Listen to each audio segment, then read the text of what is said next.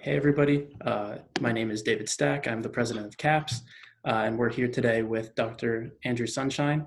Dr. Sunshine is the is the associate dean of students for GS. He is a pre-health advisor and also the director of the Columbia University post-baccalaureate pre-medical program. So we're in really good hands to speak about the kind of student side of getting to dental school. And so it's going to be a great event. We're going to start off with a discussion with Dr. Sunshine, and then we're going to move into, the second part of our event for tonight is going to be after we're done speaking with Dr. Sunshine. We're going to do a quick presentation. I think Malky is going to do that, and that's going to be a program from DAT Bootcamp, and that'll be just about the DAT, and there'll be promo codes and everything at the end. So without further ado, we'll get started. Dr. Sunshine, thank you so much for being with us. Well, I'm really honored to be here. I really was flattered by your invitation, and I hope I can make this worth everybody's while. Yeah, let's talk. Well, I'm sure this is going to be great. And so the first question, kind of jumping on into it, is a bit general. It's, what is the typical timeline for a pre-dental student? What does the kind of process as a whole look like? So when you say timeline, it sounds like for a pre-dental student, it sounds like you're talking about more than just the application process, but about just sort of over the course of one's undergraduate career. I'm trying to find the right angle into this question. As you may be aware, the process of applying to dental school normally takes a full year, much the same way as it does for medical school and veterinary school. The reason I'm starting there is that kind of as a consequence of that, sort of the paradigm for being a pre-dental student is to complete the academic prerequisites by the end of junior year, take the DAT and apply over that summer so that your senior year is the application year, right? And that's kind of very neat, and that way you graduate and then you matriculate at dental school over the summer. And there are many students who pull that off, and if you can do that and stay in one piece, great. But what that means is that beginning your first year, you're going to need to take general chemistry and maybe also some math, and then move on to physics and orgo and bio in the subsequent 2 years. And over the years, there have been plenty of people who've done that. But of course, your lives as undergraduates are a lot more complicated, and in all kinds of ways, both academically and in terms of things you're doing outside the classroom, and in your personal life also. So I don't, what I just presented to you, well, that might be sort of an attractive idea. It doesn't work for a lot of people, and that's okay. And so it's really important to, I think timelines are likely to vary a lot depending on people's circumstances, things they need to accomplish or want to accomplish as undergraduates. And I think it's really important to allow yourself the time to do things in such a way that you do them well. Because, as you know, it's competitive to get into dental schools, and you want your record, academic and in other respects, to shine. You want your record to the greatest extent to speak for itself. You don't have to apologize for anything. You don't need to explain why you're. And for many of us, in order to do as well as we're capable of, sometimes it simply requires allowing ourselves more time to do it. And I think one thing I would want to discourage is looking to looking to see how someone else is doing it and assume that you have to do it that way. There are a lot of things that you definitely have to do, a lot of requirements on this path, but there are often multiple ways to complete the job that as undergraduate pre-dentistry students you're here to do. And here I'm going to make a a pitch for pre-health advisors. I mean, obviously I'm one, so you could say, well, this is self-interest or something like that. And maybe it is a little bit. I enjoy the work I do, and I enjoy talking with my advisees and helping them figure things out. But this isn't really about me, and ultimately, I think it's really about you and drawing on resources that, as Columbia students, you have, Columbia and Barnard students, I should say. And I know the advisors at both schools. They're highly experienced and knowledgeable and caring. We too are always continually learning because there's a lot to know and things do change. I think that's part of the reason why we gravitated into this sort of work, because there is stuff to learn and it is interesting.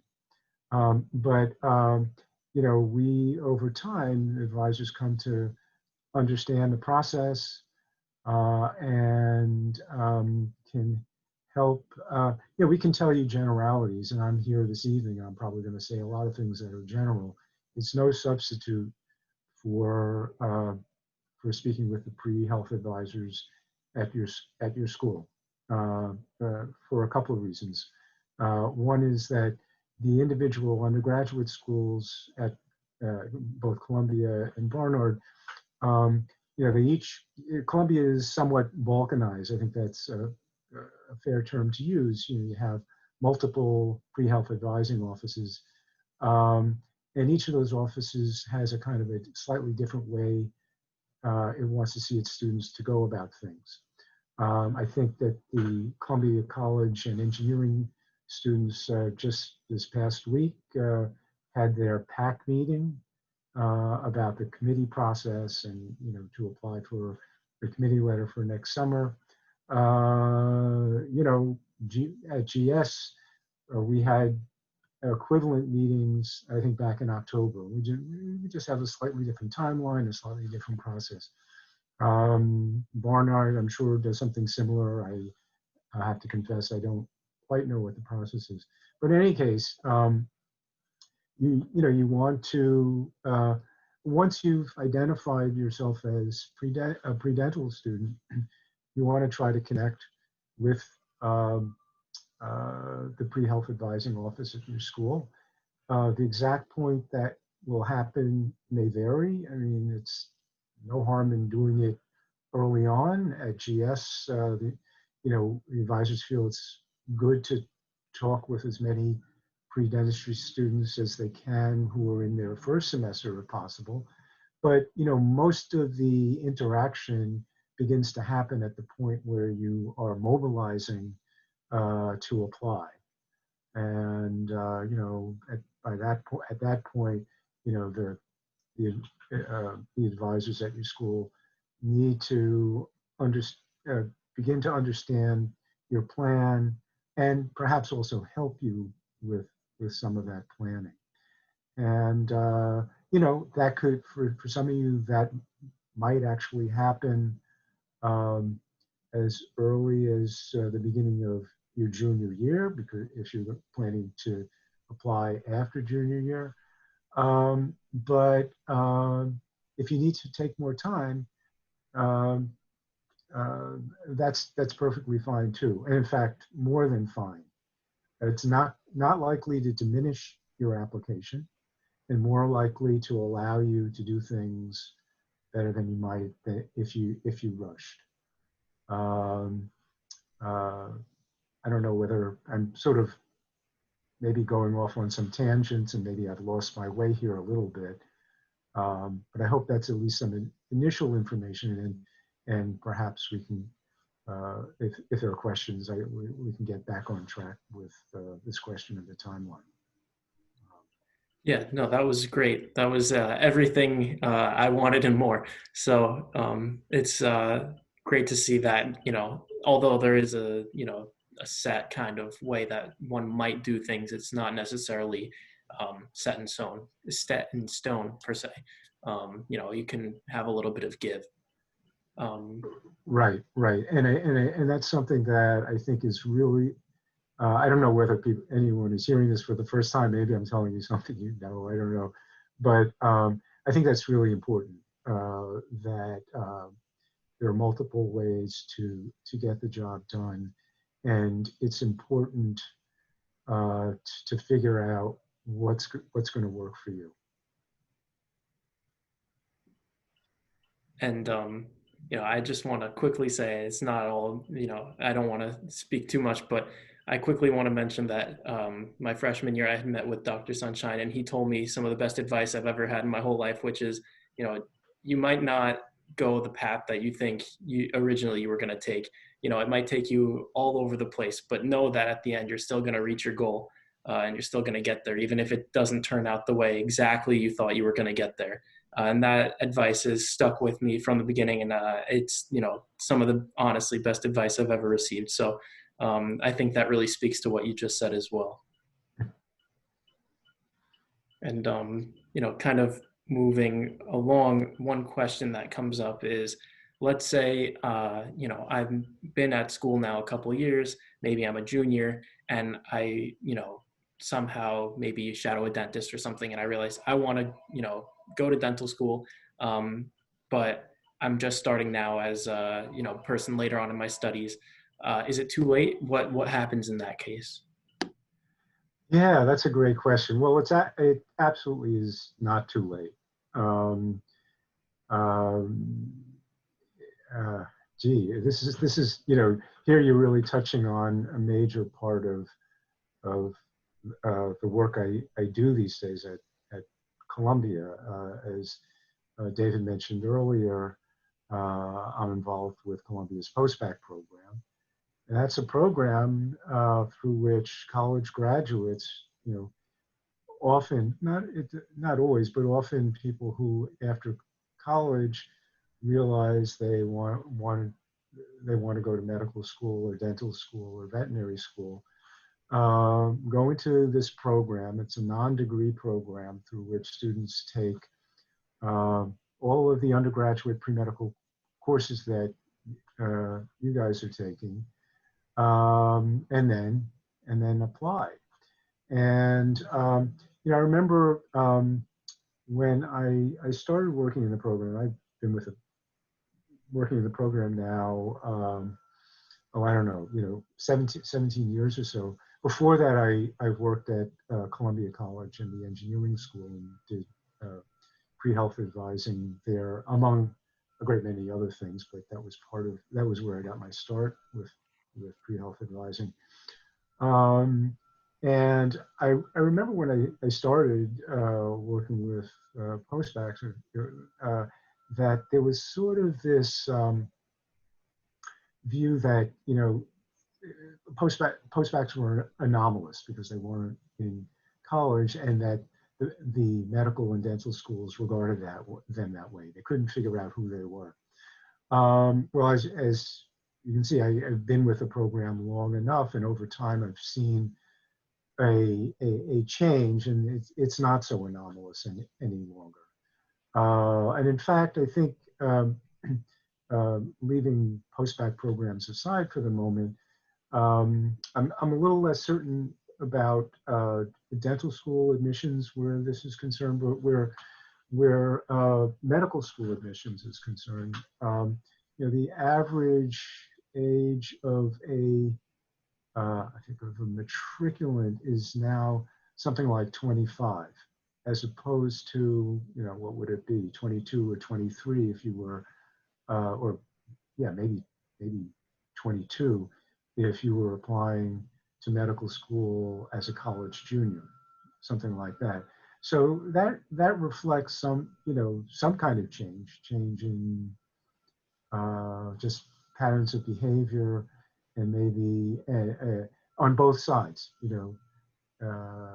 admissions who are sort of more receptive to it, and applicants kind of want to do more things, get more experiences, and both in and out of healthcare before they apply. And I'm pretty sure the same trends would apply uh, to dental school. So, and the point is, it's not disadvantageous. And it gives you a little more elbow room to um, test things out, get the experience you need to do well in the coursework that you have to take. Um, and so getting back to this idea of discovering as a junior that you want to go to dental school, uh, it makes perfect sense to me.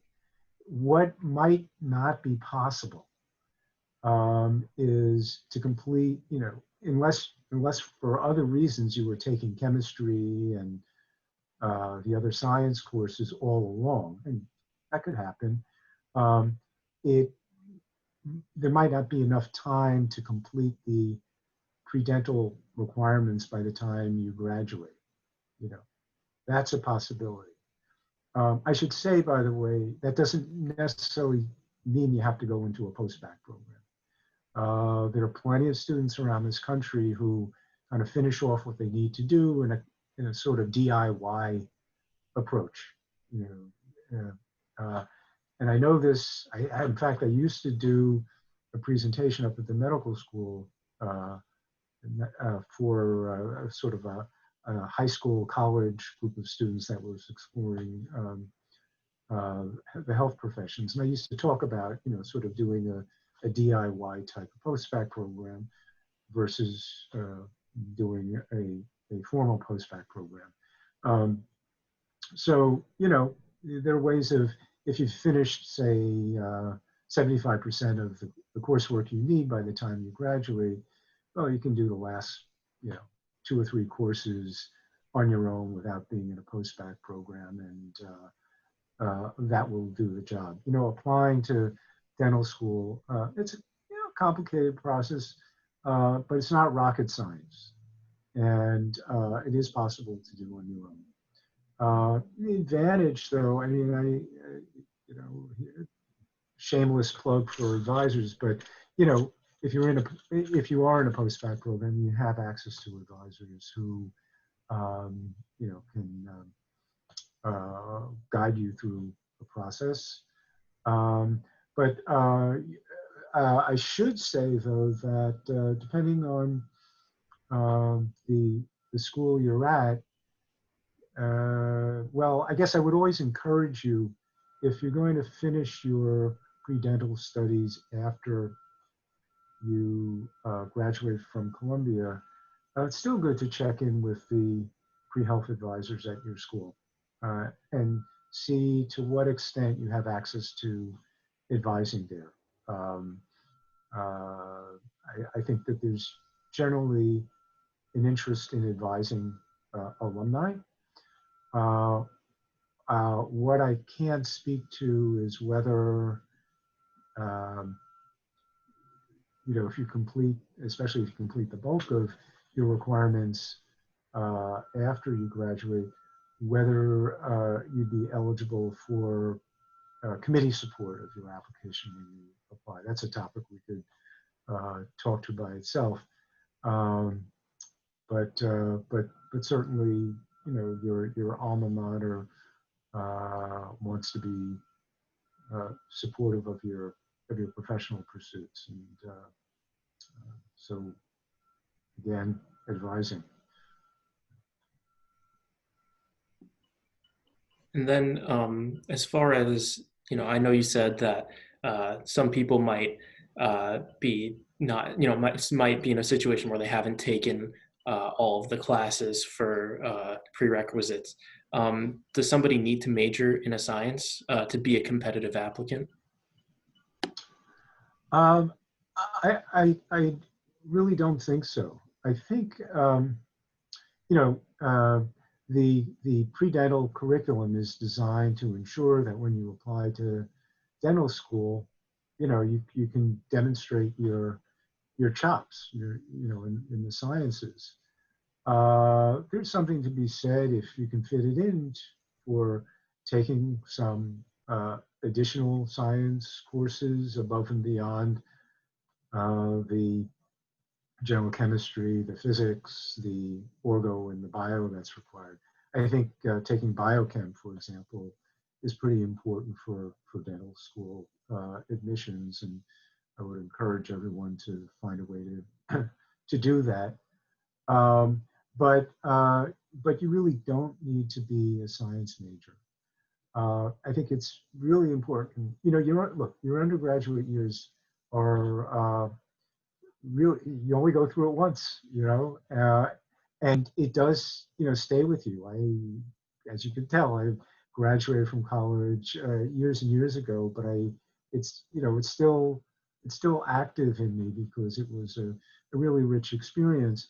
Uh, and I think it's important to, uh, partly for this reason, I think it's important to study something that you really want to study, rather than studying chemistry or biology because you think that's what you need to do as a pre-dental student. That's really not true. Uh, and and I think, as all you know, uh, you know, the practice of dentistry, at least certain forms of it, and maybe the forms that the majority of dental school graduates go into, it's a very intimate, interpersonal um, profession. And, and it's a profession where, patients have come to it with apprehensions and so forth. And part of the art of being a dentist is how interact with patients. Um, it's really quite important. And in the course of doing that, it's kind of, your patients, most of them won't have studied organic chemistry or biology. They'll know about other things. There'll be other things that have been of importance to them. And while you can't know about all those things, I think, by having studied other things and pursued your own interests, you'll certainly know about more than the sciences and be able to uh, connect with patients through their interests. And this is not to discourage anyone from studying the sciences. But really what I want to encourage you to do is to find what you're interested in and pursue that. Because you'll shine in the pursuit of that subject. And when it's time to interview at the dental school, and the interviewer asks you about your senior thesis, for example, you'll be able to talk about it with some degree of animation, which is really important. Uh, I think what I'm telling you, any of the pre-health advisors here at Columbia and Barnard would also tell you. Uh, and this is not something that's Columbia specific by any means. And then kind of a little bit going off of that. Um, so we know that GPA is incredibly important, and we know that standardized test scores with the DAT, that's also incredibly important. are there other things that an applicant should have going to, being in the process of applying to dental schools? Is volunteering required, just generally, or is there research that, students should be doing? Yeah, yeah. Well, is volunteering required? It may not be required by the dental schools, but I think it's certainly expected. In other words, studying dentistry, that's a hard academic track. And then the practice is quite demanding. And um, to be a credible applicant to dental school, it's important to have had some experience in a dental setting and or in a clinical setting. I mean, this is we can talk about this. This is a somewhat complicated topic, further complicated by the fact that we're in the middle of a pandemic, which limits things in all kinds of ways. We all know that, and probably some of you have experienced some of the frustrations right now of trying to find a way to work in a clinical setting. Some people have been able to find things, but for the most part, the places where students have tended to work, yeah, right now it's too risky for them to bring someone in from the outside.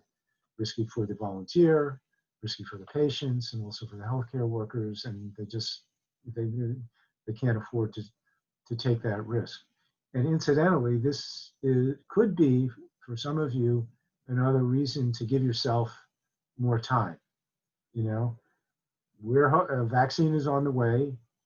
We're not quite there yet, but soon things will stabilize, maybe normalize.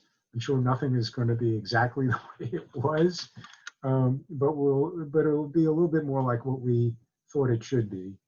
And at that point, it'll be a little bit easier to ask a dentist if you can shadow them, or perhaps find a way to work in the practice.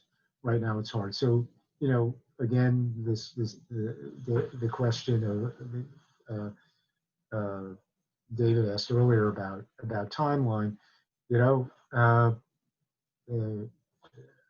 there is we have all been confronted with a reason, perhaps, to rethink timelines. It may not apply to everybody, but to some people it may be a helpful way to look at the situation. But getting back to the topic, volunteer work is really important. It makes you a more credible applicant, and it may also be a way, if you haven't done it, to verify for yourself that, yeah, you really like this and you really want to do it. You really like being around patients, and you like the, kind of what you can accomplish through your interactions. And, by the way, if you discover through interacting with patients that you really don't like it, that's actually okay too. It's better to know that before you go to dental school and have invested all the time and money into it, and then sick people, or people who are apprehensive about having their teeth cleaned, or filled, or what have you. It's better. I think it's good going into the application process knowing you really do like this, and this is really what you want to do. So that was one thing. I also mentioned another thing. I think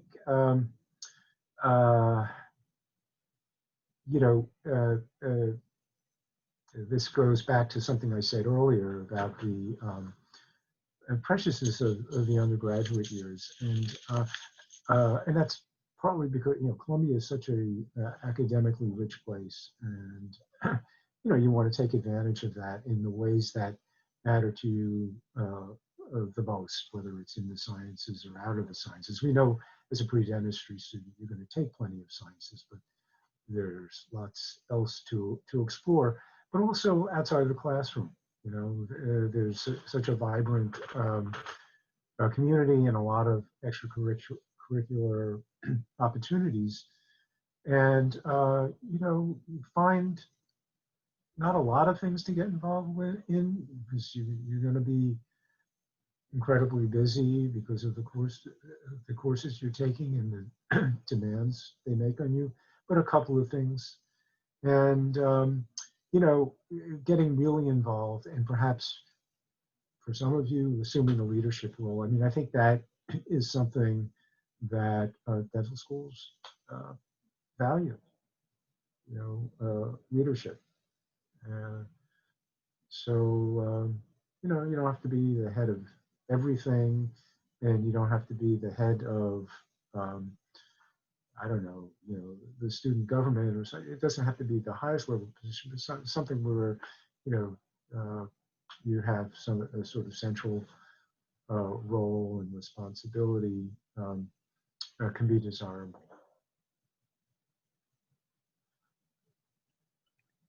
And then kind of, and thank you for, kind of explaining all of that.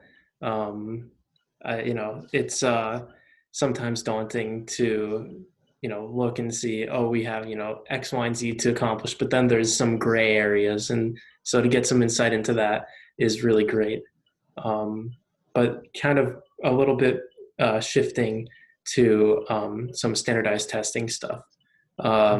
As far as the DAT, I know you had said most people take it in their junior year. Would you mind just telling us a little bit more about that? Well, I mean, actually, there's a lot of flexibility about when you take the DAT.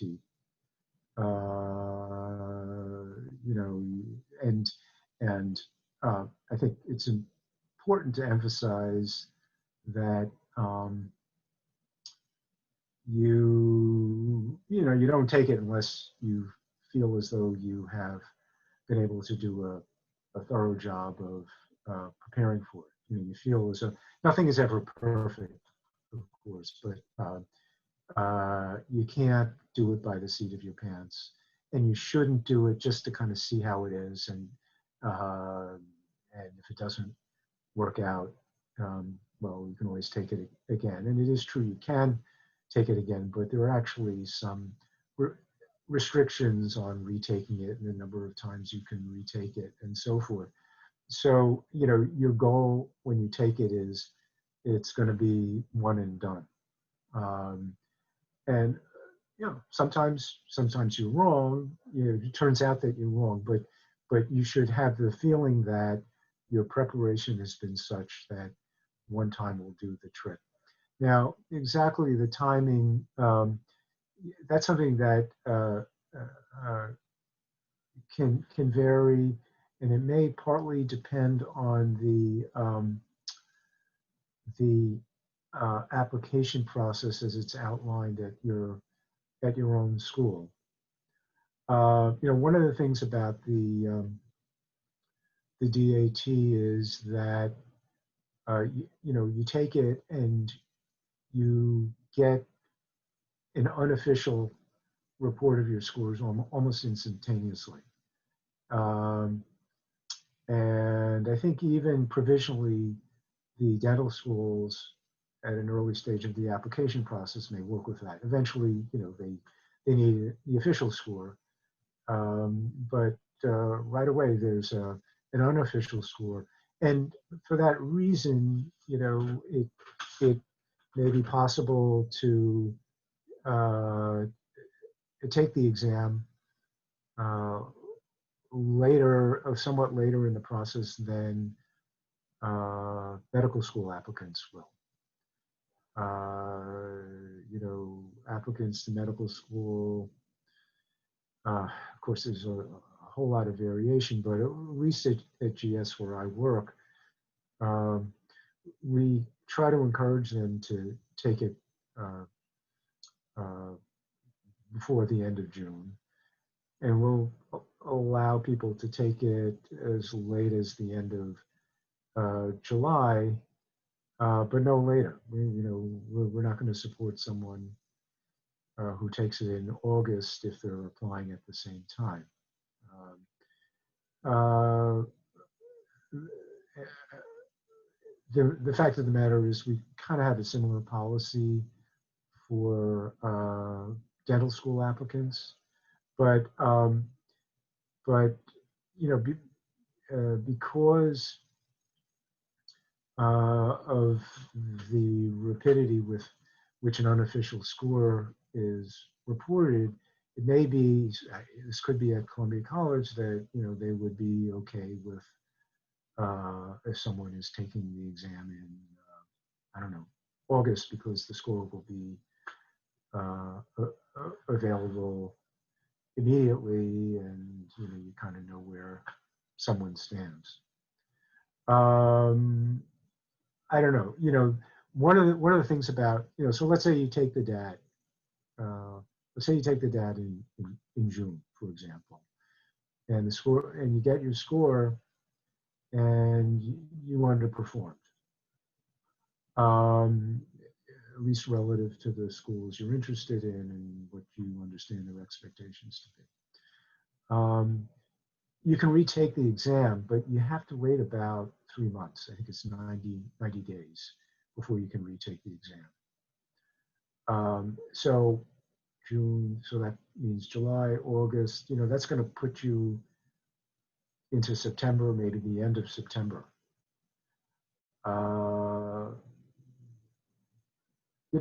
It could be a way to stabilize your application and salvage it.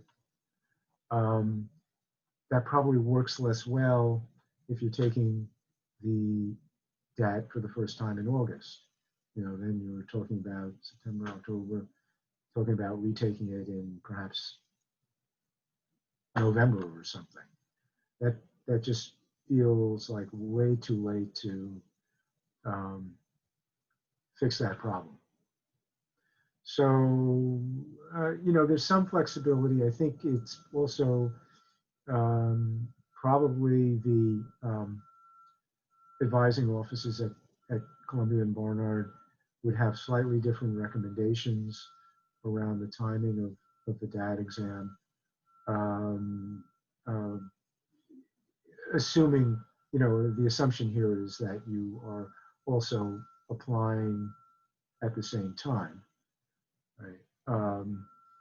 If you're not applying at the same time, sometimes students will devote a year to preparing for the DAT before they take on the application process, which is an approach. You can do that.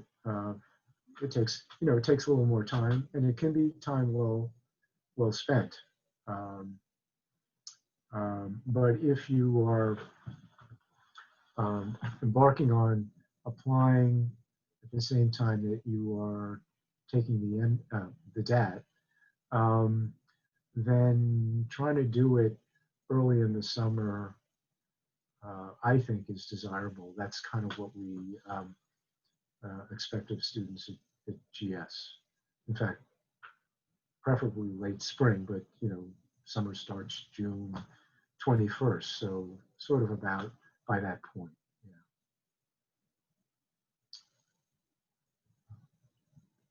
And then as far as preparing, how long does it typically take for a student to, study?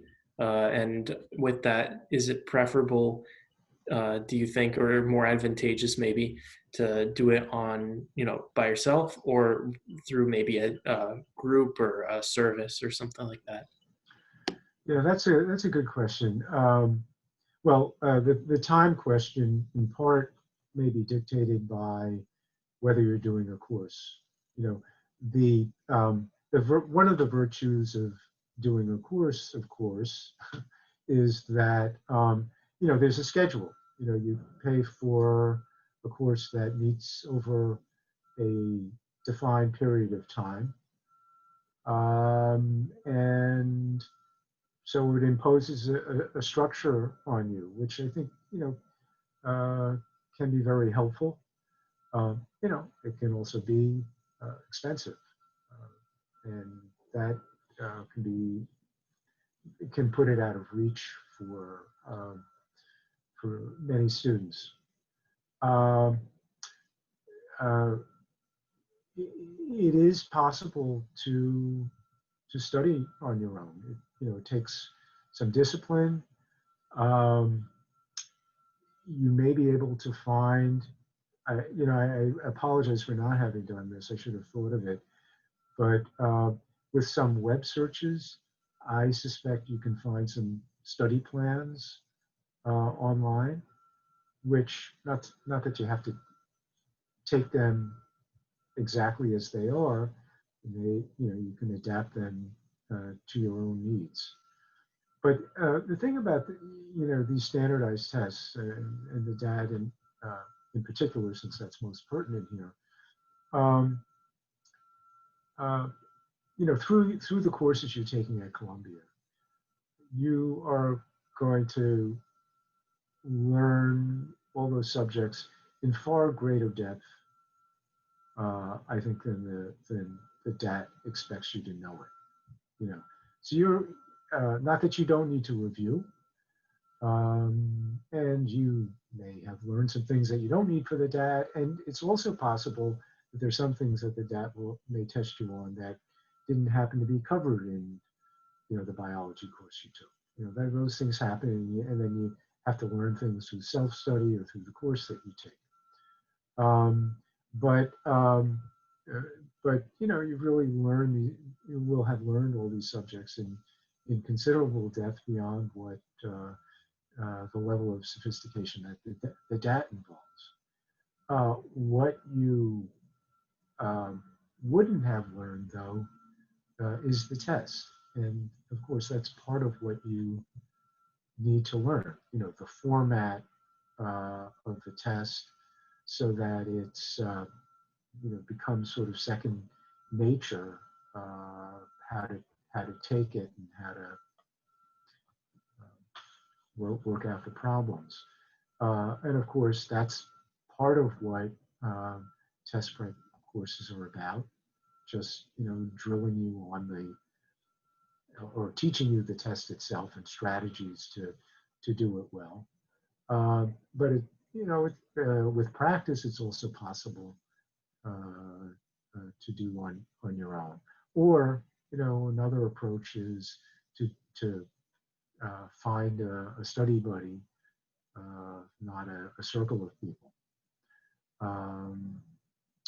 And by the way, even if you are taking a course, you don't necessarily have to limit yourself to the study materials that the course publishes and provides for you.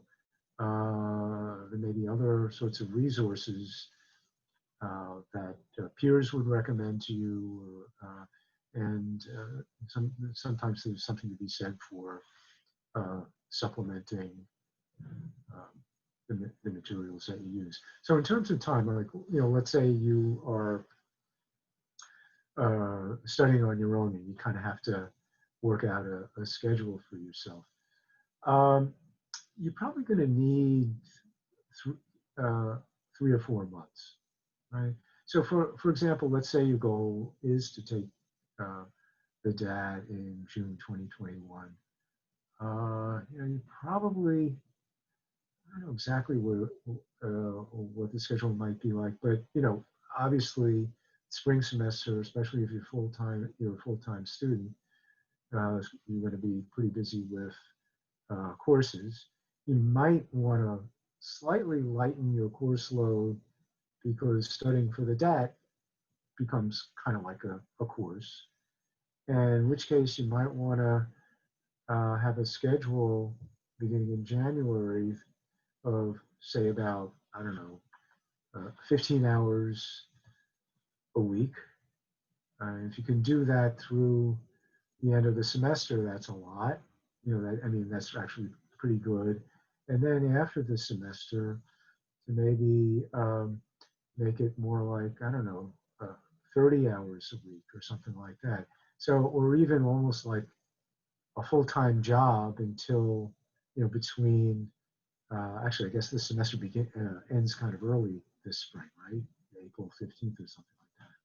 So I might need to adjust my thinking a little bit. But, say, May until the point in June when you take it, you're working at it 30, 35 hours a week, kind of like a full-time job. And by that point, you probably amassed logged enough hours of prep. Now, a very important part of this, and I suspect you know this, is it's not just the review of materials, it's also the taking of practice tests, and to simulate as closely as possible the test taking conditions. Which means to kind of do the test in a block rather than breaking it up into pieces over a full weekend.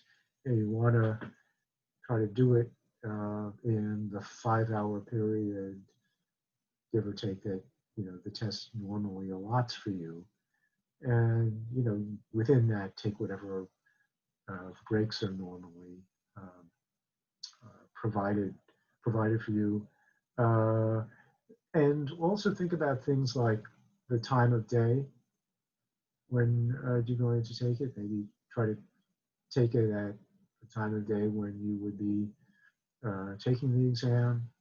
And then even things that had nothing directly to do with the exam, but you want to,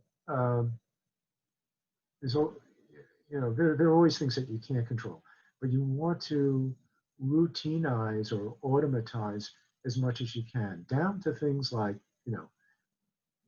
your morning routines or rituals, including what you eat for breakfast, and what you'll eat for breakfast on the day of the exam, and all those little details, just so that to minimize distractions. Now, I don't know whether in saying this I'm making people panic, like this is you're getting ready to launch off into space and something like that.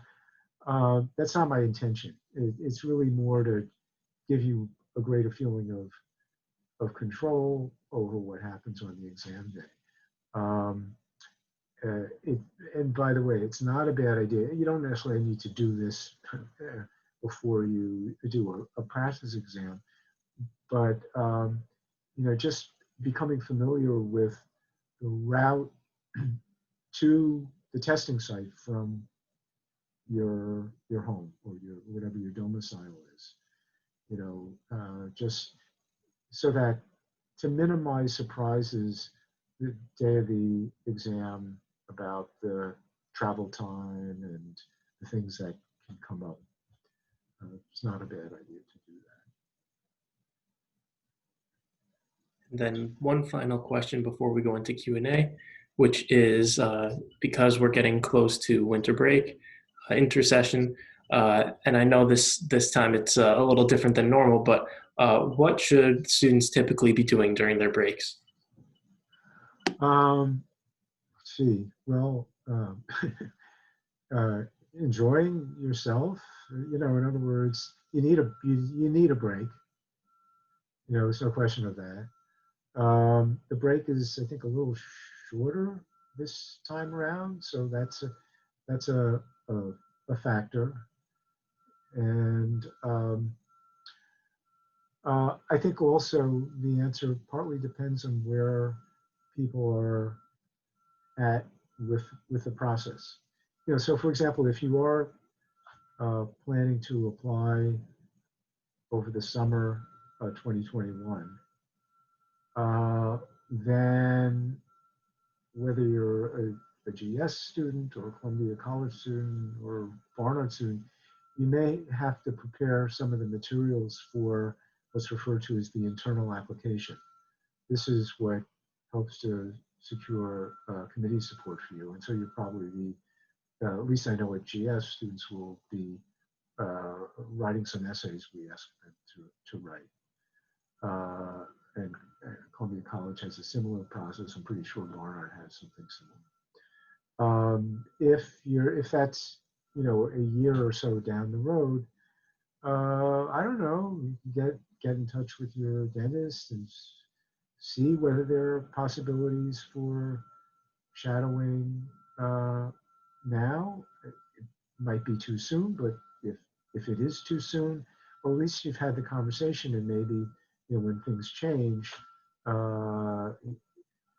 know, you can come back to that question. And I'm sure, you know, your dentist will be gratified by your interest in what it is he or she dedicates their life to, right?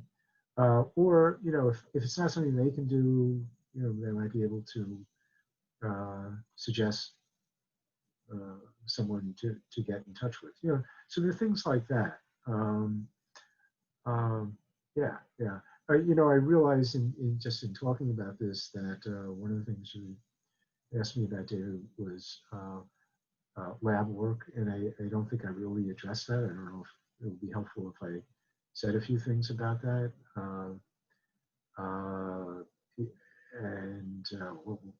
You know, lab work is not required for admission to dental school, and so you shouldn't feel that it's something that you're required to do and have to do, but it's not a bad thing to do. And you know, and certainly if it's something you're curious about, it's you know, I would want to encourage you to do it. It kind of fits in really well in a lot of ways with you know, with dentistry. You know, the involvement of dentists with materials and just the nature. Of course, there are all kinds of labs, and some labs are just filling in spreadsheets or working at a computer. But you know, a lot of lab work involves manual work, you know, and fine motor skills, which are highly valued by dental schools.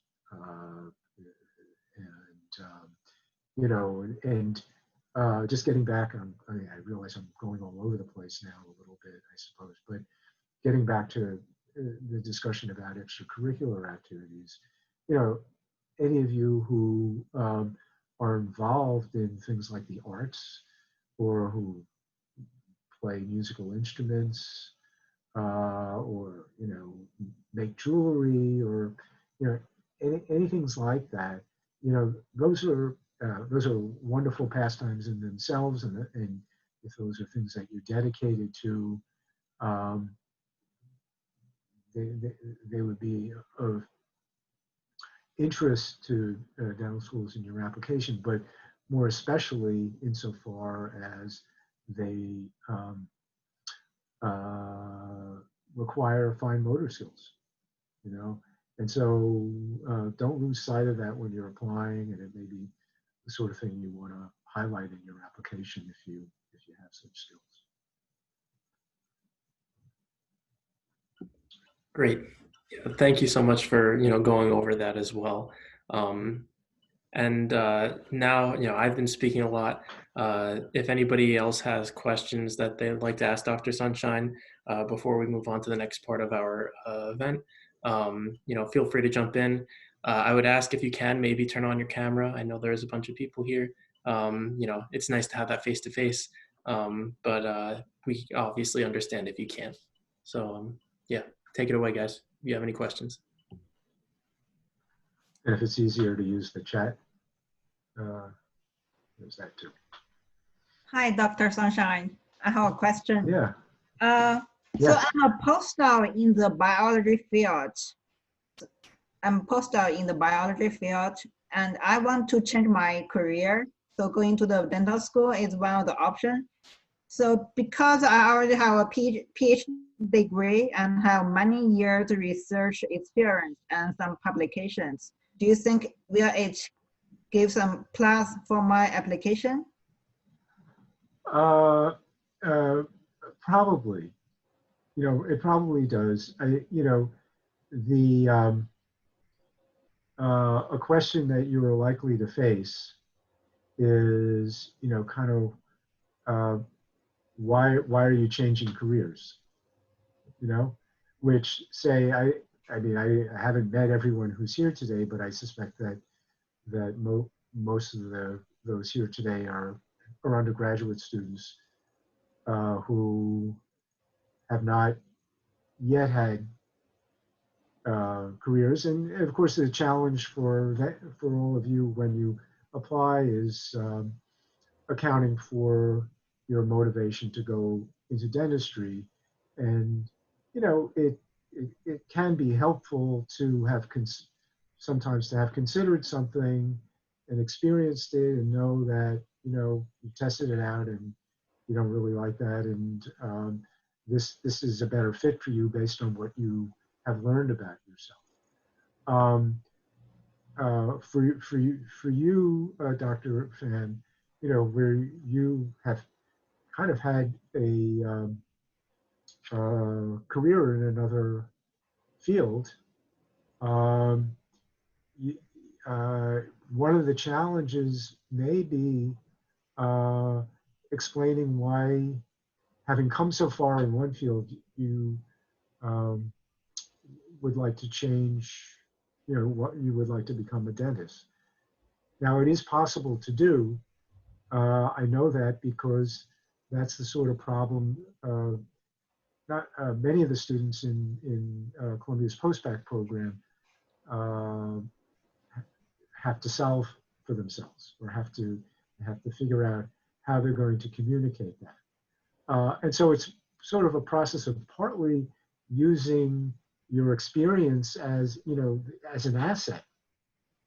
The things you've accomplished as a scientist, they are quite meaningful.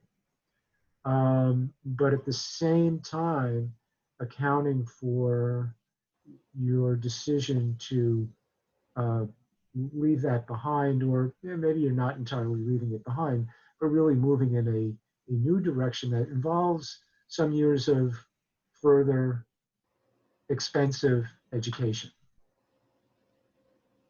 So I don't know if that's a helpful answer, but yes, your career to date is an asset, but it also, with it, you incur certain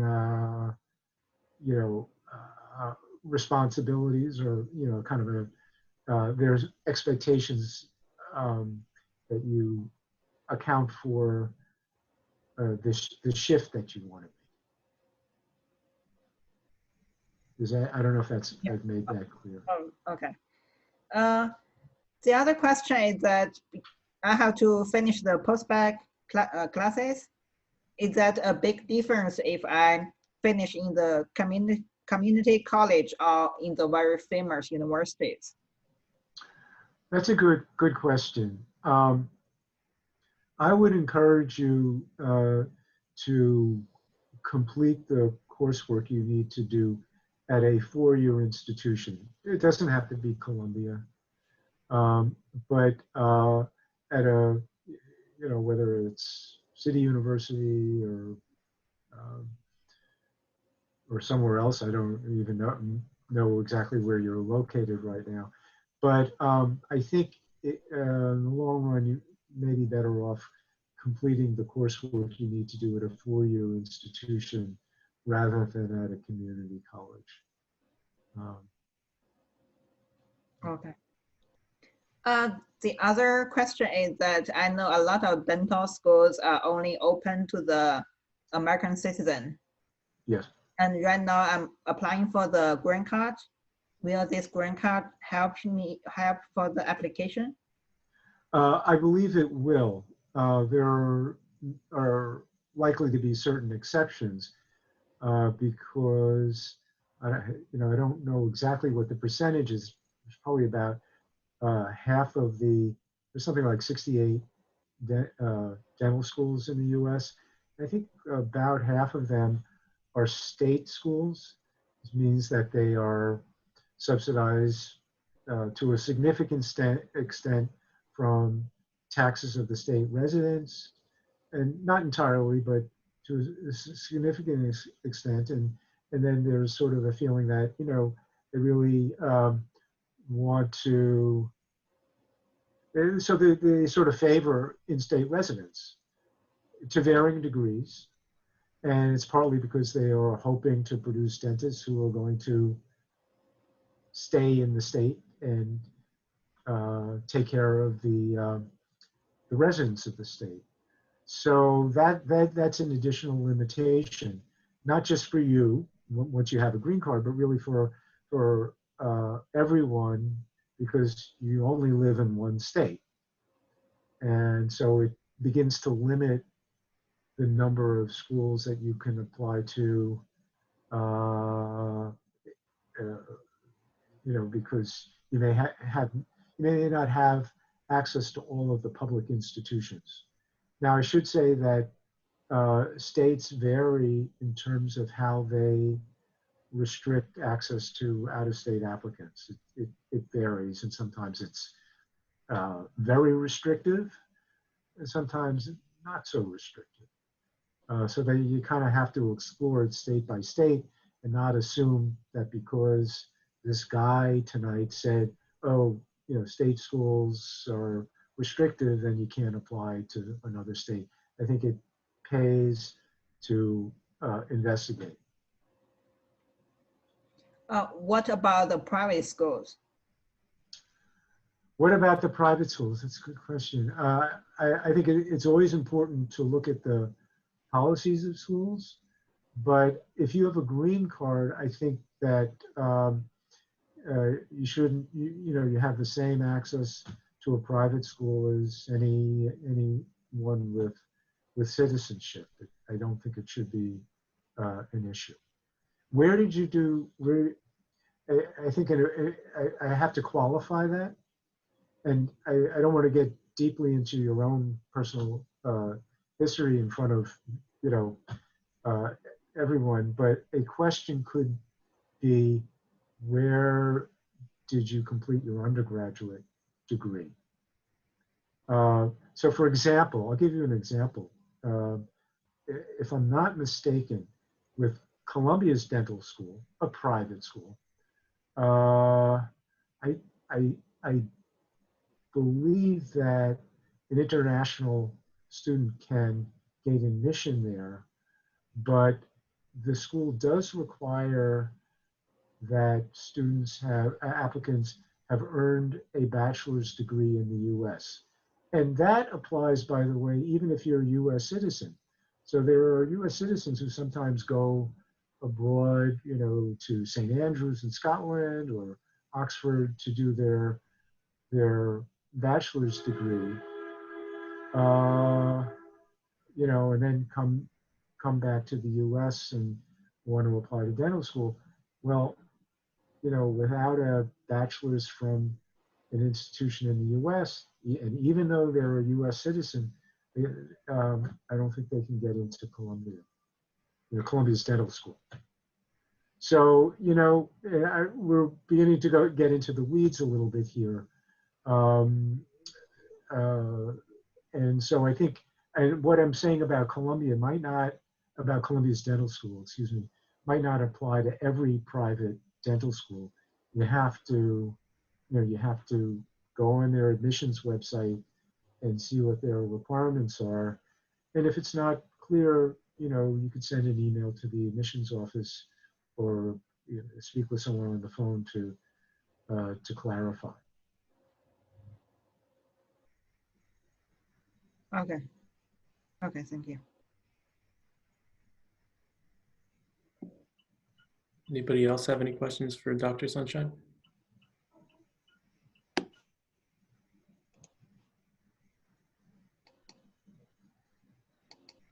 right, well, if that's it, Dr. Sunshine, thank you so much for speaking to us. It was super helpful to get to hear from you and to, not only have your insights and advice, but also to just get to have a little bit of time to speak with you and ask questions and everything like that as well. So we really appreciate it. And thank you so much for being here with us. Well, thank you. I really enjoyed it. I hope this, I mean, I was just sort of a windbag for an hour. I hope that there was something of value to everyone here. Again, in closing, I do want to encourage everyone here who has access to an advisor to, to speak with that person if you're not already doing it. Their advice is going to be of greater value to you in the long run than anything I've said here this evening. Thank you so much. Thank you, David. Thank you for the invitation. Of course. And now I guess we'll move on to the DAT Bootcamp presentation. Malky, you can take it away. And Dr. Sunshine, if you would like to stay, you're more than welcome to. But if you'd like to leave, you're also more than, you can definitely leave if you'd like to do that as well. Okay, so thank you so much, Dr. Sunshine. It was so great and so informative. But now I'm gonna go through like a PowerPoint about DAT Bootcamp. So let me just share my screen. Can everyone hear me? Okay, so let me just make it big. Hold on. There we go. Okay, so I'm just going to go over quickly like what the DAT exam is.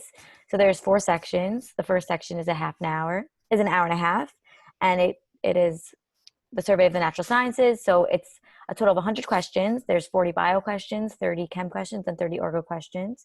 Then there's the PAT section, which is like different puzzles, and it's an hour and a half. And the only way to really study for that is by practicing. And DAT Bootcamp has great generators, great practice tests for that. I know that when I started, I went up like 3 or 4 points using DAT Bootcamp. And when I got to exam, it was like even easier than I thought it would be. Then there's a break for 30 minutes. Then there's, Then there's reading comprehension, which also DAT Bootcamp has great practice exams that are really similar to the real exam. And then there's quantitative reasoning, which is just math. And DAT Bootcamp also has great practice sections, practice exams for that are like really similar to the DAT exam. Additionally, I know when I was studying, I would go over questions I got wrong and I would see which questions I got right also. And there would be videos of people explaining why your question is, why the answer you chose is wrong and why the right answer is correct. So that was super, super helpful with math and with the PAT section for me specifically. This is how you could sign up for the DAT. We'll probably post on Facebook how to sign up, but you just go to this website and it's pretty self-explanatory. You just follow the directions. So this is the scoring and the most important sections. Well, the average is usually 17. To be a little competitive, it's good to get a 20. It's out of 30. The whole scoring is out of 30. And the most important sections is the academic average, which is an average of your science scores, your reading comprehension scores, and your PAT scores. So everything but the math, and then your reading comprehension scores are the most important, and your least important score is the math. And the scoring scale is really steep. So if you get 1 wrong, it takes off. It could bring you down to like a 27. So I know for like the general chemistry section, if you get 5 wrong, you go down to a 20 already, from 30 to 20. So how do you do well on the DAT? So these are great materials. Specifically, I'm here to talk about DAT Bootcamp, but you could also look at ADA, which is the official DAT website. And then there's Quizlet flashcards, and there's also a Bootcamp mobile app, which I found super helpful, especially to practice for the PAT section. The PAT section, just to review, is like the puzzle section. And there's a section in PAT that you have to like rank angles and choose which angle is the biggest and which is the smallest in like size order.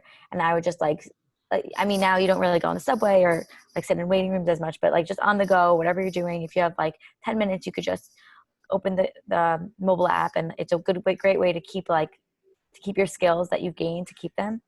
And it's not such a big commitment to sit down and do a whole section. You could do a little bit at a time, and you don't have to be like in a quiet setting. You could just practice and get your mind going and get your mind used to these weird puzzles that you have to take and study for. Ari Rizei, I don't know if I pronounced his last name right, but he's the founder of DAT Bootcamp. He scored a 25 as his academic average, and he graduated Columbia Dental School, which is really cool. So why should you use DAT Bootcamp? Not including the things I already said, but they have over 65 practice tests. They have strategy videos, practice questions. They have, and they have exam-like testing simulations, which I thought was really, really great. Especially when I started studying for the exam, I started studying on paper. So when I transitioned to the computer, it would really mess me up. So the DAT Bootcamp website was like exactly the same way as the real exam is, like the same format, the same layout. So it was really, really helpful. So when I went to the real exam, I wasn't surprised by the questions. It showed me how to cross things out. So that was really great. And there's also these videos I was talking about. Not only do they have them at the end of in exams to explain questions, they have them to explain difficult topics like orgo and chem, and it's really helpful. So it offers many things. DAT Bootcamp offers many things that other resources, other DAT study guides don't offer. So the PAT generators, which I mentioned, are just question after question of these weird puzzles, because the only way to really study is through practice. And yeah, all these great things. 24/7 support. I really use that. I would especially like a week before my exam, I would be really nervous and have like random questions about like, let's say I took a practice question and I scored a certain score and it was lower than I would want. I asked them how accurate it is to the real exam, like just random questions like that you just have no one else to ask and you're curious about. They really do answer you, which is really nice. And this is true exam simulation, what I was saying before. And then 3 final tips to studying is to stick to a schedule, stay organized. It's tough 3 months. And on the website, they have a study schedule, which is also really nice. They send you emails with different questions a day. You should take study breaks. I personally, I like to like go for a run or like go outside, which is really nice. And if you don't feel ready, postpone the exam. Best decision I made while studying. When I was studying Corona, everything started. So I postponed my exam a month, which was really great because instead of taking it twice, I was able to really prepare and only have to take it once, which is good. So if anyone has any questions, please feel free to ask.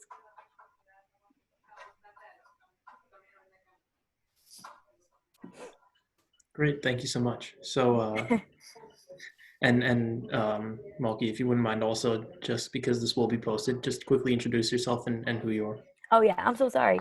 My name is Malky Zeidman. I'm the president of the BAPS, Barnard Association of Pre-Dental Students. I'm a senior at Barnard, and I'm pre-dental, clearly, and yeah. Okay, great. So with that, I think that about wraps everything up. Once again, thank you, Dr. Sunshine, and thank you, Malky, for doing the presentation.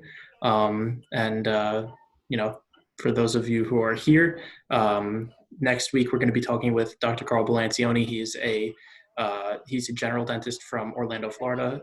He was a contestant on Survivor, and he is the former team dentist of the basketball team, the Orlando Magic. So he's going to be speaking to us about both being a sports team dentist and about corporate versus private practice. And then also for everybody who's here, if there's something that you were taking notes maybe and missed, this is going to be posted online, so you'll be able to find this online, and we'll send it out in our emails. So thank you everybody for coming. Dr. Sunshine, thank you. And Malky, thank you. So have a great night, everybody.